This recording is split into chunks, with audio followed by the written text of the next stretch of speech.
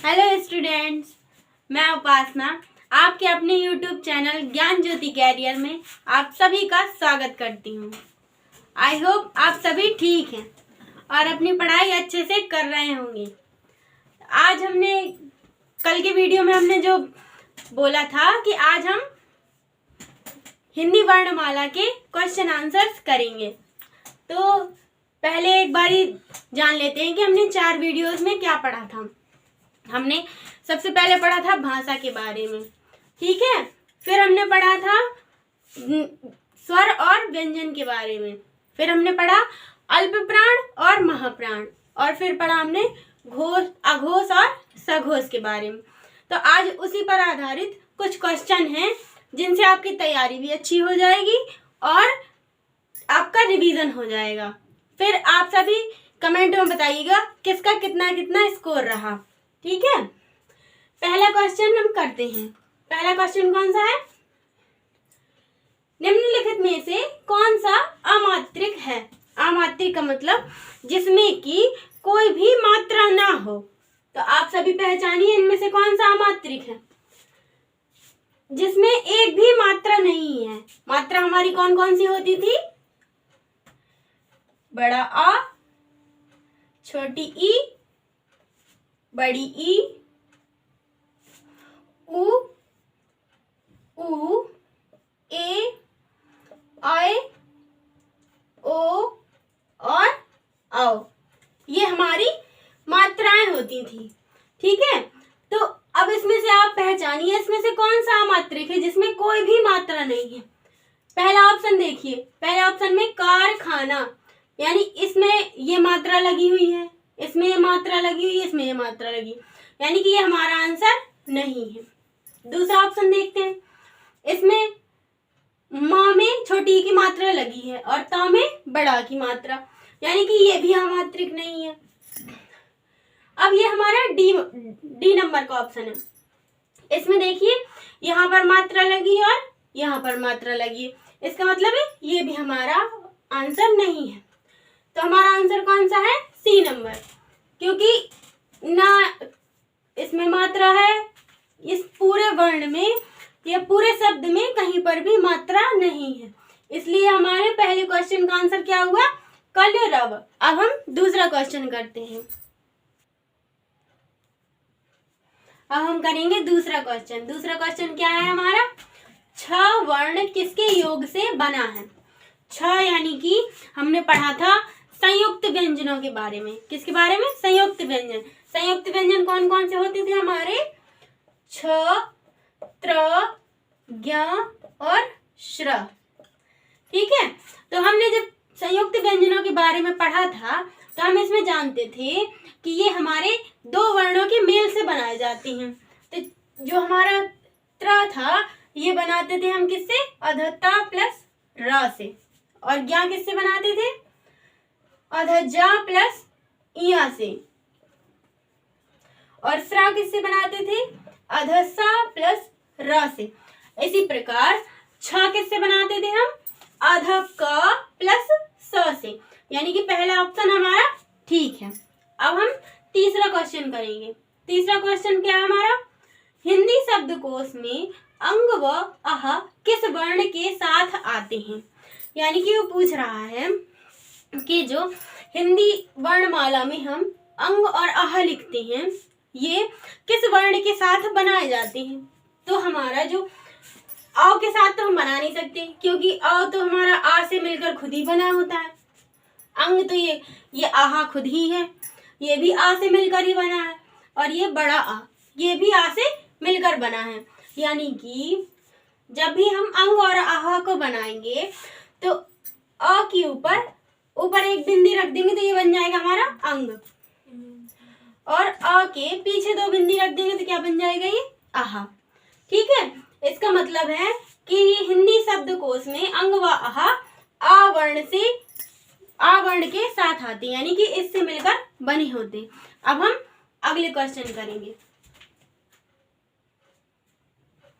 अब हम करते हैं अगले क्वेश्चन। हमने कल महाप्राण के बारे में पढ़ा था। महाप्राण क्या होता था? जब हमारे मुख से ज्यादा वायु निकलती थी ध्वनि के साथ में तो हम उसको कहते थे महाप्राण, और जब कम वायु निकलती थी उसको कहते थे हम अल्प प्राण। तो ये महाप्राण से संबंधित क्वेश्चन है, हमने पढ़े थे। पहले ये वाला क्वेश्चन करेंगे हम। महाप्राण ध्वनियां व्यंजन वर्ग में किससे संबंधित हैं? तो जो महाप्राण ध्वनियां होती थी, हमने कल पढ़ा था कि वर्गों के बारे में पढ़ा था ना हमने। कौन से वर्ग होते थे हमारे? क, च, ट, त, प। ये हमारे 5 वर्ग होते थे और इसमें 5 वर्ण होते थे। तो जो हमने इसके बारे में पढ़ा था कि पहला, तीसरा और 5वां जो वर्ण होता है वो अल्प प्राण होता है, दूसरा और चौथा जो वर्ण होता है वो महाप्राण होता है। तो वर्ग के हिसाब से अगर हम देखेंगे तो इसमें लिखा है पहला और दूसरा, तो ये आंसर नहीं होगा हमारा। इसमें लिखा है दूसरा और तीसरा, ये भी आंसर नहीं होगा। इसमें लिखा है पहला और चौथा, ये भी नहीं होगा, क्योंकि पहला, तीसरा और 5वां तो अल्प प्राण हुए और दूसरा और चौथा हमारे महाप्राण होते थे। इसलिए इसका आंसर क्या होगा? सी नंबर, दूसरा और चौथा। अब हम अगला क्वेश्चन करेंगे। अगला क्वेश्चन कौन सा है? निम्नलिखित में से महाप्राण वर्ण कौन सा है? अब हमें इसमें से पहचानना है महाप्राण वर्ण कौन सा होता है। तो ये और ये तो हमारे वर्ग के हिसाब से लिखे हुए ऑप्शन है। तो इसमें से तो महाप्राण है नहीं, क्योंकि पहला, तीसरा और 5वां जो होता था वो हमारा अल्प प्राण होता था। ये दोनों पहले वर्ण हैं। अब हम इसमें देखेंगे, ये व जो होता है, हमने कल पढ़ा था अंतस्थ व्यंजन जो होते हैं वो हमारे अल्प प्राण होते हैं। अंतस्थ व्यंजन कौन कौन से होते थे? य, र, ल और व, ये होते थे हमारे अंतस्थ व्यंजन। तो ये व हमारा अंतस्थ व्यंजन में आ रहा है, इसका मतलब ये भी नहीं होगा, ये भी नहीं होगा और ये भी नहीं। आंसर कौन सा होगा हमारा? थ, क्योंकि ये भी वर्ग के हिसाब से है और ये ट, थ, द, ध, न, यानी कि ये अल्प प्राण है, ये अल्प प्राण है, ये भी अल्प प्राण है और थ और द ये हमारे महाप्राण है। इसका मतलब ये इसका आंसर क्या हुआ? था। अब हम करेंगे अगले क्वेश्चन। अब आता है हमारा छठवां क्वेश्चन। क्या लिखा है छठवें क्वेश्चन में? निम्न में से अर्धस्वर कहलाता है। कल हमने स्टार पॉइंट डाल के लिखा था कि अर्धस्वर कौन कौन से होते हैं, यानी कि जो ना तो व्यंजन में आते हैं ना ही स्वर में आते हैं, इसलिए उनको हम क्या कहते हैं? अर्धस्वर। तो ये इसमें देखिए ऑप्शन में ल, ये तो हमारा अर्धस्वर है नहीं। र, ये भी हमारा अर्धस्वर नहीं है, क्योंकि ये र क्या है? लुंठित वर्ण है। क्या है? लुंठित। और म, ये भी हमारा अर्धस्वर नहीं है। तो इसका आंसर क्या हुआ? यह हमारा अर्धस्वर है। अब हम अगला क्वेश्चन करेंगे। अगले क्वेश्चन में क्या लिखा है? प्रयत्न के आधार पर ल किस प्रकार की ध्वनि है? हम बोल के देखते हैं ल। कल हमने पढ़ा था इसके बारे में। जब भी हम ल बोलते हैं तो हमारे जो मुख से हवा निकलती है वो जीभ के बगल से बाहर निकल जाती, यानी कि हमारे मुख के बगल से बाहर निकल जाती। इसलिए हम ल को क्या कहते थे? पार्श्विक। क्या कहते थे? पार्श्विक। इसका आंसर क्या हुआ? पार्श्विक। अब आता है हमारा 8वें नंबर का क्वेश्चन। क्या लिखा है इसमें? निम्नलिखित में से दंत्य वर्ण कौन सा है? हमने पढ़ा था कल इसके बारे में कि एक ट्रिक याद कराई थी ना हमने। क, च, ट, त, प, ये हमारे वर्ग होते हैं। क वर्ग, च वर्ग, ट वर्ग, त वर्ग और प वर्ग। इसमें हमने इनका उच्चारण स्थान भी देखा था। उच्चारण स्थान को क्या कहते थे हम? के, टी, एम, डी, एच। ये एक छोटी सी ट्रिक है, इसको लिख लीजिएगा नोट पॉइंट डालकर। के, टी, एम, डी, एच। के, टी, एम बाइक होती है और एम, डी, एच मसाला। तो इसको याद करने में आपको आसानी रहेगी। तो इसका मतलब क्या हुआ? क से कंठ, टी से तालु, च से चालू और टी से तालु, एम से मूर्धन्य और डी से दंत और एच से ओष्ठ। यानी कि ये जो का वर्ग के जितने भी वर्ण होते थे वो हमारे कंठ से बोले जाते थे, और च वर्ग के तालु से, ट वर्ग के मूर्धन्य और त वर्ग के दंत और पा वर्ग के ओष्ठ। इतना समझ में आ गया। अब हम आते हैं इसमें, ये क्या लिखा है, य कौन सा वर्ग, कौन से व्यंजन होते हैं हमारे, अंतस्थ व्यंजन, यानी कि ये हमारा आंसर नहीं होगा। ये क्या है हमारा, चा से अभी पढ़ा ना हमने, चा से चालू और ता से तालु, यानी कि ये भी हमारा आंसर नहीं होगा। अब ये आता हमारा ता के बारे में भी हमने पढ़ा था ना, MDH यानी डी से दंत, यानी कि ये हमारा आंसर होगा सी नंबर त। दंत वर्ण कौन कौन से होते हैं हमारे, त, थ, द, ध और न, ये हमारे दंत वर्ण होते हैं। अब हम अगला देखते हैं। अगला क्वेश्चन क्या कहता है हमारा कि घ का उच्चारण स्थान कौन सा होता है। तो जो हमने अभी पढ़ा ना वर्गों के बारे में, तो घ हमारा किस वर्ग में आता है, क वर्ग में, और क वर्ग में कौन कौन से वर्ण आते हैं, क, ख, ग, घ और अंग, यानी कि ये 5 वर्ण हमारे क वर्ग में आते हैं, और इनमें से घ भी है, और इनको हम किससे उच्चारित करते थे, कंठ से। किससे, कंठ से, यानी कि घ का उच्चारण स्थान क्या हुआ, कंठ। इसका आंसर हमारा बी हुआ। अब हम अगले और क्वेश्चन देखेंगे। अब आता है हमारा 10वें नंबर का क्वेश्चन। क्या कहता है ये, इनमें से कौन व्यंजन अल्प प्राण है। अभी हमने पढ़ा था महाप्राण के बारे में और अल्प प्राण के बारे में। अल्प प्राण कौन से होते थे हमारे, हर एक वर्ग का पहला, तीसरा और 5वां वर्ण अल्प प्राण होता था। वर्गों के बारे में भी पढ़ा था हमने। तो इसमें देखिए कि अल्प प्राण कौन सा होगा, ये वर्ग का दूसरा तत्व वर्ण है, इसलिए ये हमारा अल्प प्राण नहीं होगा।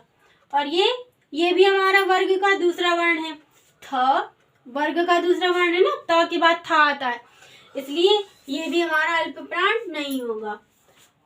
अब ये है फ, प और फ, ये भी वर्ण वर्ग का दूसरा वर्ण है, इसलिए ये भी हमारा आंसर नहीं होगा। आंसर कौन सा होगा, च, छ, ज, झ, य, यानी कि च हमारा वर्ग का पहला वर्ण है, इसलिए ये क्या है, अल्प प्राण।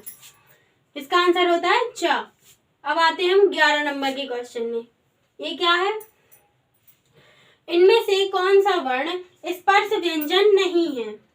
हमने पढ़ा था कि जो हमारे वर्ग जितने भी होते थे वो हमारे स्पर्शी व्यंजन होते थे। कौन कौन से, क, च, ट, त, प, ये हमारे स्पर्शी व्यंजन होते थे पूरे वर्ग के।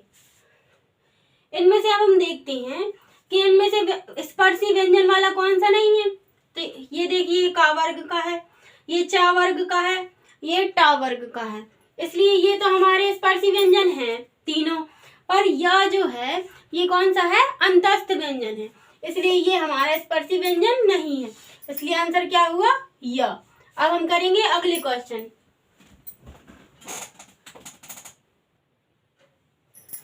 अब हम करते हैं 12 नंबर का क्वेश्चन। ये क्या है हमारा, हिंदी की स्पर्श, अघोष, महाप्राण, ओष्ठ व्यंजन ध्वनि कौन सी है।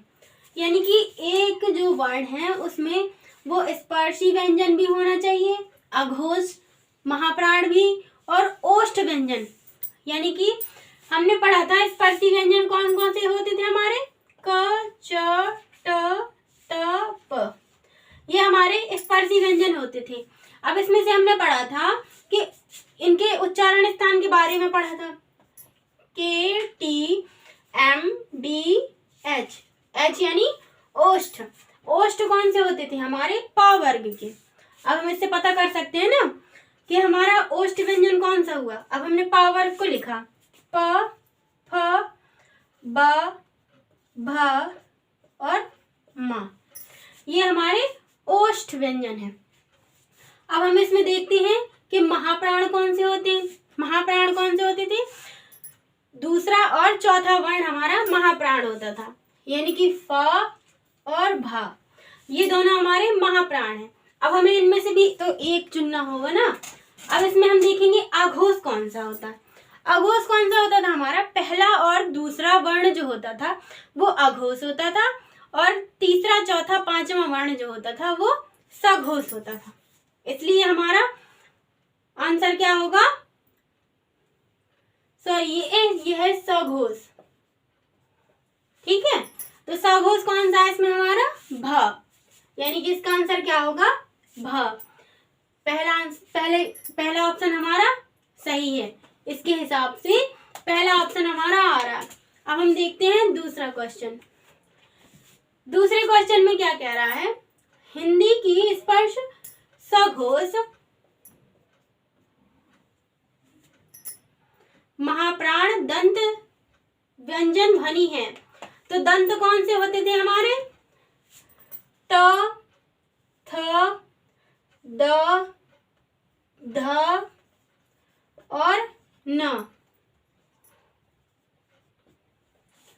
अब इसमें हम देखते हैं कि हमारे महाप्राण कौन कौन से हैं, थ और ध, ये हमारे महाप्राण हैं।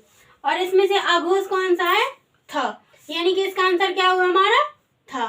और ये है जो ये इसका आंसर ये मिल गया हमें, ये है हमारा सघोष। ठीक है, अब हम अगला क्वेश्चन करेंगे। अब हमारा आता है 14 नंबर का क्वेश्चन। इसमें क्या लिखा है, इनमें से कौन सी ध्वनि अंतस्थ नहीं है। कल हमने अंतस्थ ध्वनियों व्यंजनों के बारे में पढ़ा था ना, अभी भी बताया अंतस्थ व्यंजन कौन कौन से होते थे हमारे, य, र, ल और व, ये हमारे अंतस्थ व्यंजन होते थे। अब इसमें से देखिए अंतस्थ व्यंजन कौन सा नहीं है, व ये भी अंतस्थ व्यंजन है, र ये भी अंतस्थ व्यंजन है, ल ये भी अंतस्थ व्यंजन है, यानी कि ये और ये तीनों हमारे अंतस्थ व्यंजन है। कौन सा नहीं है, ब। तो फिर बा है कौन, बा है हमारा ओष्ठ व्यंजन, यानी कि इसको कहेंगे हम स्पर्शी व्यंजन है, और उच्चारण के हिसाब से ओष्ठ व्यंजन है। अब आता है अगला क्वेश्चन, किस शब्द में री स्वर नहीं है। ये क्या लिखा है, कृपा। कृपा यानी कि इसमें री है, क्योंकि री की मात्रा क्या है हमारी, री की मात्रा हम ऐसे लगाते हैं, तो ये हमारा क्या है, कृपा, इसमें री की मात्रा है। ये क्या है, कृष्णा, इसमें भी री की मात्रा है। और ये क्या है, दृष्टि, दृष्टि में भी री की मात्रा है। और ये क्या है, रिवाज, रिवाज र में हमारे छोटी की मात्रा लगी है, इसलिए ये इसमें री से ऋषि की मात्रा नहीं है, तो ये आंसर हुआ हमारा। ठीक है, अब आज के लिए इतने ही क्वेश्चन काफी हैं। आप रिवीजन करते रहिएगा और इस चैप्टर को 2 से 3 बार अपने मन से भी पढ़िएगा, और जो ना समझ में आए उसके लिए आप वीडियो का इस्तेमाल करिएगा। ठीक है, और भी क्वेश्चन हैं जिनको आप खुद से पढ़िएगा। आज से ये टॉपिक हमारा समाप्त होता है। इसके लिए इतने ही क्वेश्चन काफ़ी हैं। आपको जो इसका रिवीजन करते रहिएगा, जो क्वेश्चन ना समझ में आए उसके लिए कमेंट करिएगा, और चैनल को लाइक करें, सब्सक्राइब करें, ज़्यादा से ज़्यादातर अपने दोस्तों तक शेयर करिए। मिलेंगे अगले वीडियो में नए टॉपिक के साथ, तब तक के लिए नमस्कार।